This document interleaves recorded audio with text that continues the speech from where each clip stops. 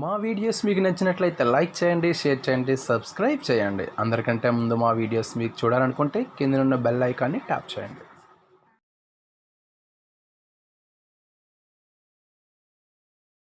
Hi, I am Ramesh and welcome to the part 2 of structure of an atom. In the previous class, we will discuss about the what is an atom and Dalton's atomic theory. According to Democritus, atom is a smallest indivisible particle in the matter లో smallest indivisible particle ఏదైతే ఉంటుందో దాన్ని atom అంటాం. ఇది అటమోస్ అనే word నుంచి వచ్చింది.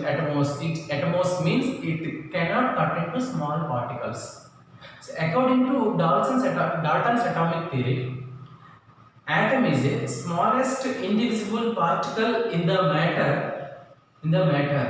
Smallest indivisible particle in the matter. All the matters made up of atoms అని మనకు డాల్టన్స్ అటామిక్ థియరీ ద్వారా మనం నేర్చుకున్నాం. These smallest atoms combine to form a molecules. These smallest atoms combine to form a compounds. This is a compound. These all are smallest atoms. ఈ atoms అనేవి combine అయ్యేటప్పుడు మనకు molecule అనేది form అవుతుంది అన్నమాట. Dalton's give his theory in 1808 లో Dalton atomic థియరీని propose చేశారు. In the ending of this century, 1897, J.J. Thomson and other scientists do experiment about atomic structure and subatomic particles, characteristic properties of atoms.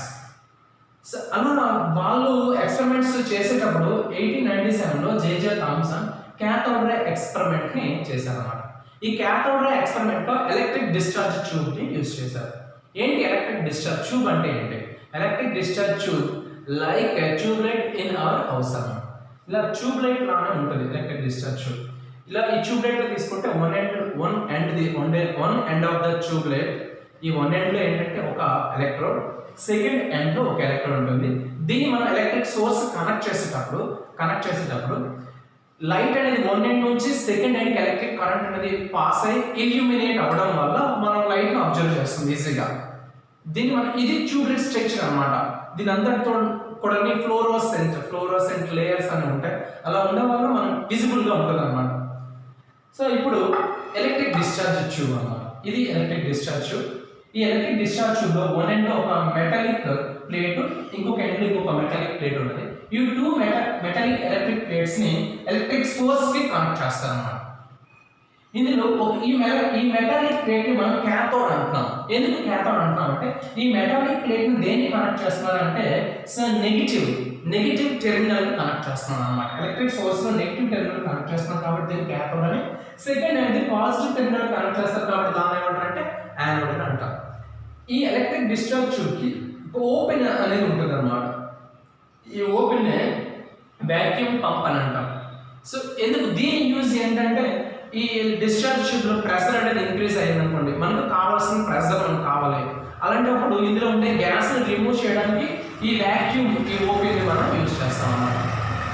ఇందులో hydrogen gas ని తీసుకొని 100 volts current దీని ద్వారా మనం pass చేస్తాం. 100 volts current pass చేస్తూ so 1 atmospheric pressure ని మనం యూజ్ చేసేటప్పుడు ఎక్స్పెరిమెంట్ లో మనం ఏది కూడా అబ్జర్వ్ చేయలేదు. సో తర్వాత ఏం చేస్తాం, ప్రెషర్ ని డిక్రీజ్ చేసామంటే ఇందులో నుంచి హైడ్రోజన్ మాలిక్యూల్ ని ఈ వాక్యూమ్ ద్వారా వాక్యూమ్ పంప్ నుంచి మనం బయట తీసారు. హైడ్రోజన్ గ్యాస్ మనం తీసేస్తే నెంబర్ ఆఫ్ హైడ్రోజన్ గ్యాసెస్ అనేవి డిక్రీజ్ అయితే ప్రెషర్ అనేది ఏమైపోతుందంటే డిక్రీజ్ అవుతుంది అన్నమాట. అలా ప్రెషర్ అంతే డిక్రీజ్ చేసుకోవడం 0.0001 కి మనం డిక్రీజ్ చేసుకున్నాం. ఇక్కడ కరెంట్ అనేది మనం 10,000 వోల్ట్స్ పవర్ అనేది మనం సప్లై చేసాం. 10,000 వోల్ట్స్ పవర్ మనం సప్లై చేసేసి యానోడ్ ఎలక్ట్రోడ్ కి బ్యాక్ సైడ్ ఏంటంటే ఒక ఫ్లోరోసెంట్ స్క్రీన్ ని మనం ఏర్పాటు చేస్తాం. జింక్ సల్ఫైడ్ స్క్రీన్ అన్నమాట. ZNS స్క్రీన్ ని మనం దీన్ని కనెక్ట్ చేస్తాం. అంటే ఇక్కడ అబ్జర్వేషన్ మనం ఈజీగా అబ్జర్వ్ చేయడానికి. ఇప్పుడు మనం ఇంట్లో మన హౌసెస్ లో యూజ్ చేసే టీవీస్ చూసినట్టు వాటి స్క్రీన్ కూడా ఫ్లోరోసెంట్ లేయర్ తో ఉంటాయి అన్నమాట. సో అందుకే మనకు విజిబుల్ గా ఉంటాయి అవి, ఆ పిక్చర్ అంతా కనిపించడానికి. సేమ్ అలాంటి లేయర్ తో ఒక స్క్రీన్ మనం ఇక్కడ ఏర్పాటు చేస్తాం, జింక్ సల్ఫైడ్ స్క్రీన్ అన్నమాట. సో ఇప్పుడు ప్రెషర్ మనం 0.0011 అట్మాస్ఫియరిక్ ప్రెషర్ కి మనం 1 ప్రెషర్ మనం దీనిలో డిక్రీస్ చేస్తాం. సో వోల్టేజ్ అనేది 10,000 వోల్ట్స్ మనం కరెంట్ ని పాస్ చేసేటప్పటికి some of the particles some of the rays travels from cathode to anode అన్నమాట. క్యాథోడ్ నుంచి యానోడ్ కి కొన్ని రేస్ అనేవి మూవ్ అవ్వడం మనం అబ్జర్వ్ చేస్తాం. అది స్క్రీన్ లో మనకి ఈజీగా కనిపించడం జరుగుతుంది అన్నమాట. ఏంటి రేస్ ఏంటి వాటి కోసం మనం ఎక్స్పెరిమెంట్ క్యాథోడ్ నుంచి యానోడ్కు కొన్ని రేస్ అని ట్రావెల్ అవుతున్నాయి. అలా ట్రావెల్ అయ్యాక జేజే థామ్సన్కి వచ్చిన డౌట్ ఒకటి, హైడ్రోజన్ గ్యాస్ని తీసుకున్నాం కాబట్టి అలాంటి రేస్ వచ్చాయా, లేకపోతే మనం అక్కడ ఏ ఎలిమెంట్కి సంబంధించిన గ్యాస్ తీసుకున్నా ఇలాంటి రేసే క్యాథోడ్ నుంచి యానోడ్కి ట్రావెల్ అవుతాయి నాకు ఒక డౌట్ వచ్చిందన్నమాట. ఆ డౌట్ని క్లారిఫై చేయడానికి ఎలక్ట్రిక్ డిశ్చార్జ్ ట్యూబ్ని ఇలా మాడిఫై చేశారు, ఈ షేప్లో మాడిఫై చేశారు. ఇందులో 2 మెటాలిక్ ప్లేట్స్ అన్నమాట. ఈ వన్ ఎండ్కి ఒక మెటాలిక్ ప్లేట్ని ఇలా కనెక్ట్ చేస్తే సెకండ్ ఎండ్కి ఒక మెటాలిక్ ప్లేట్ని ఇలా కనెక్ట్ చేస్తూ సో దీనికి ఏం చేస్తారంటే ఎలక్ట్రిక్ సోర్స్ కనెక్ట్ చేస్తారు. కనెక్ట్ చేసి అబ్జర్వ్ చేశారు. అబ్జర్వ్ చేసినప్పుడు ఏమైందంటే క్యాథోడ్ నుంచి యానోడ్కు రే అనేది ట్రావెల్ అవ్వడం అబ్జర్వ్ చేశారు అనమాట. సో ఈసారి ఏం చేశారంటే ఒక ఎలక్ట్రిక్ ఫీల్డ్ ని అప్లై చేశారు. ఎలక్ట్రిక్ ఫీల్డ్ అంటే పాజిటివ్ ఎలక్ట్రోడ్ నెగిటివ్ ఎలక్ట్రోడ్ ని అప్లై చేయడం జరిగింది. ఎలక్ట్రికల్ డిశ్చార్జ్ ట్యూబ్ ఇలా అప్లై చేసిన వెంటనే in the presence of electric field this rays deflected in the direction అన్నమాట. అంటే ఒక స్ట్రైట్ లైన్ లో ఇంతకుముందు ఇలా స్ట్రైట్ లైన్ లో మూవ్ అయ్యేవి వాటి డైరెక్షన్ చేంజ్ చేసుకుంటాయి, డిఫ్లెక్ట్ అవుతున్నాయి. ఈ డిఫ్లెక్ట్ అవుతూ ఏ ఎలక్ట్రాన్ వైపు వెళ్తున్నాయంటే పాజిటివ్ ఛార్జ్ ఉంటే ఎలక్ట్రాన్ వైపు మూవ్ అవుతున్నాయి అన్నమాట. సో లైట్ ఛార్జెస్ ఏవైతే ఉంటాయో అవి అట్రాక్ట్ అవుతాయి, లైట్ ఛార్జెస్ అనేవి రిపెల్ అవుతాయి. సో అపోజిట్ ఛార్జెస్ అనేవి ఏమవుతాయి అట్రాక్ట్ అవుతాయి.